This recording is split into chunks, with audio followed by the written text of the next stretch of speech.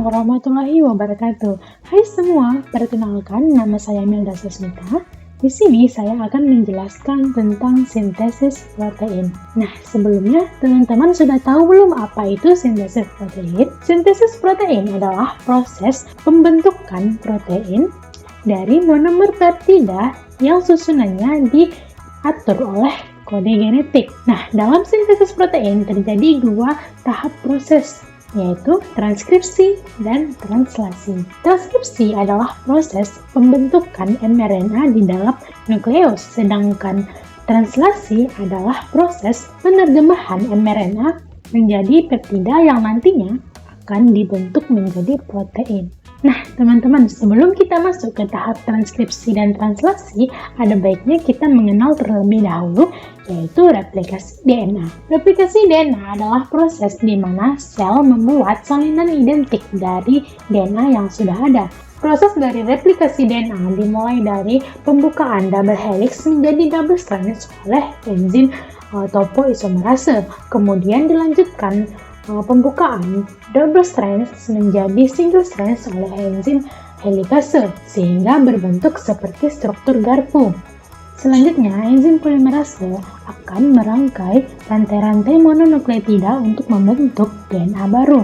Sintesis DNA berlangsung pada kedua utas garpu yang dimulai dari RNA primer dari arah 5 aksen ke 3 aksen. Akibatnya, pada utas yang berlawanan akan membentuk fragmen yang terputus-putus atau yang sering disebut sebagai fragmen Okazaki. Dan fragmen Okazaki ini akan digabungkan oleh enzim ligase sehingga tidak terdapat celah seperti di gambar ini. Kedua utas DNA yang sudah baru ini akan digabungkan dengan DNA lama sehingga menghasilkan dua pasang DNA helix ganda yang identik. Transkripsi terjadi di dalam nukleus. Ada 3 tahapan, yaitu inisiasi, elongasi, dan terminasi. Saat terjadi proses transkripsi, DNA yang terkandung di dalam nukleus akan dihampiri oleh RNA polimerase. Proses inisiasi terjadi pada saat RNA polimerase melekat pada promoter gen. Pada saat itu, RNA polimerase akan membentuk mRNA melalui cetakan DNA template. Kemudian, RNA polimerase akan mengarahkan pembacaan dari arah 5 aksen ke 3 aksen. Proses ini dinamakan sebagai proses elongasi. Transkripsi akan berakhir pada saat RNA polimerase sampai kepada daerah terminator. Translasi juga mempunyai 3 tahapan, yaitu inisiasi, elongasi, dan terminasi. Tahap inisiasi dimulai saat ribosom subunit kecil terikat pada mRNA.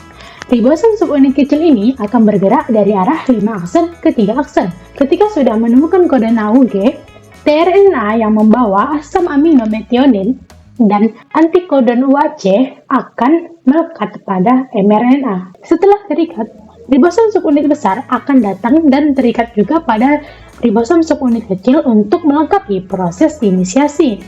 Ribosom subunit besar mempunyai 3 daerah. Daerah A atau acceptor site, daerah P atau peptidyl site, dan daerah E atau exit site. Saat terjadi proses engolasi, asam amino yang lain akan dibawa pada rantai mRNA oleh tRNA dengan membawa antikodon.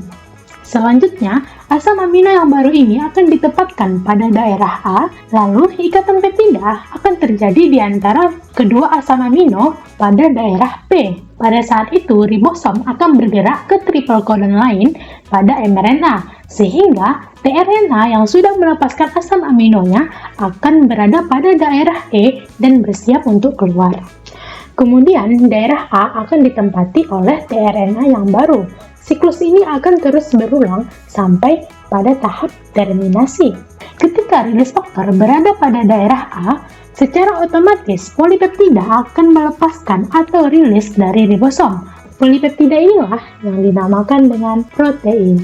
Nah, teman-teman, dengan memahami sintesis protein dapat membantu kita untuk mengetahui bagaimana informasi genetik diterjemahkan menjadi protein yang penting bagi tubuh kita. Sekian dari presentasi saya. Lebih dan kurang saya mohon maaf. Semoga apa yang saya sampaikan dapat dimengerti dan mudah dipahami. Sekian, terima kasih. Assalamualaikum warahmatullahi wabarakatuh.